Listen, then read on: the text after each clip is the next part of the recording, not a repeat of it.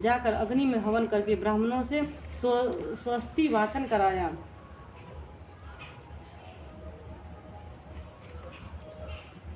और उन ब्राह्मणों से अवशिष्ट पुष्पांजलि ग्रहण करके सखियों से घिरी हुई लक्ष्मी देवी के समान सुंदर रूप में सुशोभित हुई। बड़ा रोह वह राजकन्या समीप में जाकर पिता के चरणों में प्रणाम कर प्रथम प्राप्त पुष्पांजलि को निवेदित कर हाथ जोड़कर राजा के पास में स्थित हुई। युवावस्था को प्राप्त हुई देखकर राजा ने उसके विषय में मंत्रियों से सलाह लेकर राजकन्या से कहने लगा, हे पुत्री, तुम्हें योग्य वर को देने का समय आ गया है। मुझसे कोई तुम्हें मांगने के लिए भी नहीं आता और मैं भी विचार करने पर तुम्हारी आत्मा के अनुरूप वर को नहीं पा रहा हूँ। अतः हे पुत्री, देवताओं के निकट मैं जिस तरह निर्दय न हो वैसा तुम करो। मैंने धर्मशास्त्रों में पढ़ा और सुना भी है कि यदि पिता के गृह में रहती हुई विवाह के पहले ही जो कन्या रजुधर्म से युक्त हो जाती है वह शूद्रा के समान समझी जाती है तथा उसके पिता को ब्राह्मण हत्या के समान पाप लगता है। इसलिए हे पुत्री, मैं तुमको भेज रहा हूँ कि तुम स्वयं अपने योग्य वर ढूंढ लो। वृद्ध मंत्रियों के साथ शीघ्र जाओ और मेरी बात को मानो।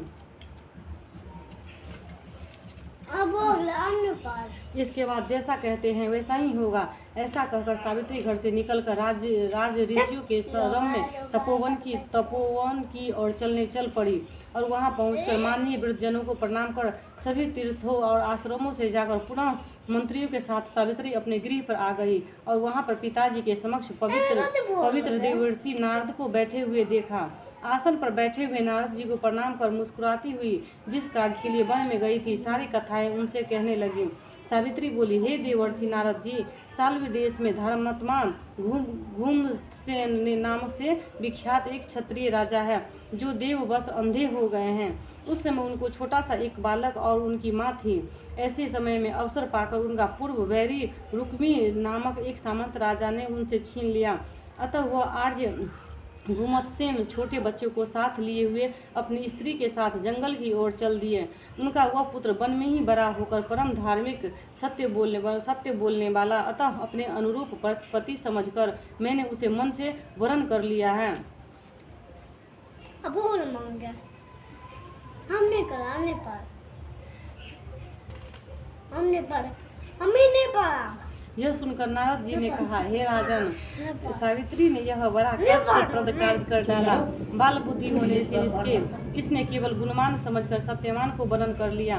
उसका पिता सत्य बोलता है, माता सत्य बोलती है और वह स्वयं भी सत्य बोलता है। इससे उनका नाम मुनियों में सत्यवान रखा है। उनको नित्य घोड़े प्रिय हैं और वो मिट्टी के घोड़े बनाता है तथा चित्र में भी घोड़े को लिखता है। इससे उसे चित्राक्ष भी कहते हैं।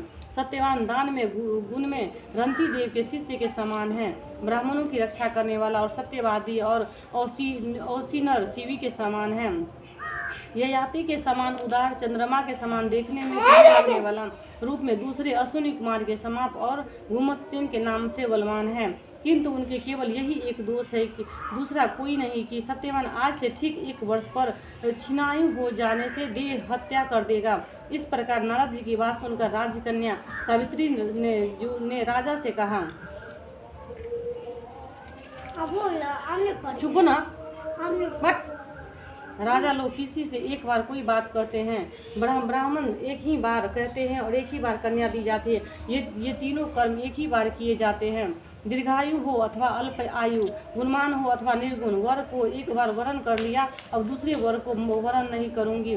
पहले मन से निश्चय करके बाद में उसे वाणी द्वारा प्रकट किया जाता है, पुनः उसके बाद कर्म द्वारा किया जाता है। इससे प्रत्येक कार्य में मन को प्रमाण माना जाता है, अर्थात मन के विरुद्ध कार्य नहीं किया जाता। नारद जी ने कहा, हे राजन, यदि आपको भी इष्ट हो तो अपनी पुत्री सावित्री की कन्यादान निर्भीकता के साथ शीघ्र कर डालिए। ऐसा कहकर नारद जी आकाश मार्ग से स्वर्ग लोक चले गए। उसके बाद राजा ने भी शुभ मुहूर्त में समीपवर्ती वेदों के परगामी ब्राह्मणों के द्वारा पुत्री सावित्री का विवाह संबंधी सभी कार्य संपन्न किया और तंडवी सावित्री भी मनोभिलाषित उस पति को पाकर ऐसी प्रसन्न हुई जैसे कोई पुण्यवान पुरुष स्वर्ग को पाकर प्रसन्न होता है। पुनः शिव जी पार्वती से कहते हैं, हे पार्वती, इस प्रकार उस आश्रम में उस समय रहते हुए उनके कुछ समय व्यतीत हुए।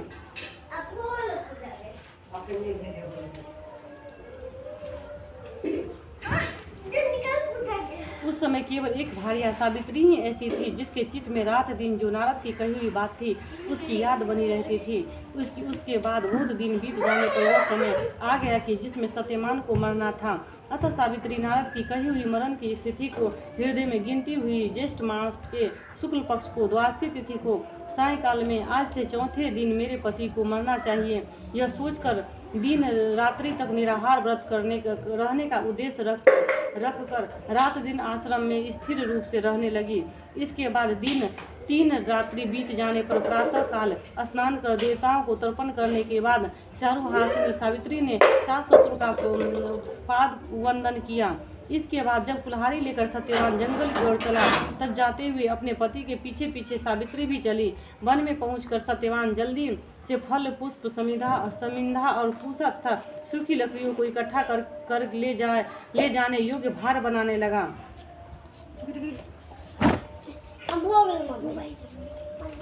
लकड़ियों को काटते काटते उसके सिर पर पीड़ा होने लगी, जिसे उस कार्य को छोड़कर बट वृक्ष की एक शाखा को सहारा लेकर सावित्री ने कहने लगा कि हे सुंदरी, सिर की वेदना मुझे दुख दे रही है, अतः मैं तुम्हारी गोद में क्षण भर सोना चाहता हूँ। सावित्री ने दुखित होकर कहा, हे महाबाहो, आप विश्राम करो, पीछे हम श्रम को दूर करने वाले आश्रम को चलेंगे। जैसे ही पृथ्वी पर बैठी हुई सावित्री ने सत्यवान के सिर को अपने गोद में रखा, वैसे ही उसने कृष्णा मिश्रित पिंगल वर्ण वाले किरीटधारी पीत वस्त्र पहने हुए साक्षात सूर्य के समान उदित हुए पुरुष को देखा। उसे देखकर सावित्री प्रणाम कर मधुर वचनों में उसे कहने लगी, आप देवताओं तथा दैत्यों में से कौन हैं जो मुझे धर्मच्युत करने के लिए आए हैं? मुझे अपने धर्म से च्युत करने के लिए कोई समर्थ नहीं है, क्योंकि हे पुरुष श्रेष्ठ, मुझे धधकती आग की लपेट के समान ही समझिए। यमराज ने कहा, मैं सब प्राणियों के लिए भयंकर और कर्मानुसार उनका उचित दंड देने वाला यम हूँ।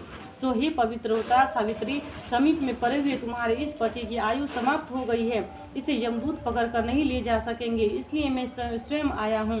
ऐसा कहकर फांस को लिए हुए यमराज ने सत्यव्रत के शरीर से अंगुष्ठ मात्र शरीर वाले पुरुष को बलपूर्वक निकाल लिया। इसके बाद पितृगण से सेवियत यमपुरी के मार्ग की ओर चलना शुरू किया, तो बड़ा रोह सावित्री भी उनका पीछे चली। यम ने पवित्रता होने के नाते चलने में न थकती हुई उससे कहा, हे सावित्री, एक मुहूर्त हुआ तुम यहाँ तक मेरे साथ आ गई, अब लौट जाओ। हे विशाल नेत्रों वाली, कोई भी जीव बिना आयु समाप्त हुए इस यमपुरी के मार्ग पर नहीं आ सकता। सावित्री ने कहा, आपके जैसे विशिष्ट पुरुष के साथ पति का अनुगमन करते हुए मुझे कभी भी शर्म या ग्लानि नहीं हो सकती। सज्जनों की गति एकमात्र सज्जन ही है, दूसरा नहीं। इसी प्रकार स्त्रियों की गति उनका पति, वर्णाश्रम की गति वेद और शिष्यों की गति गुरु है। इस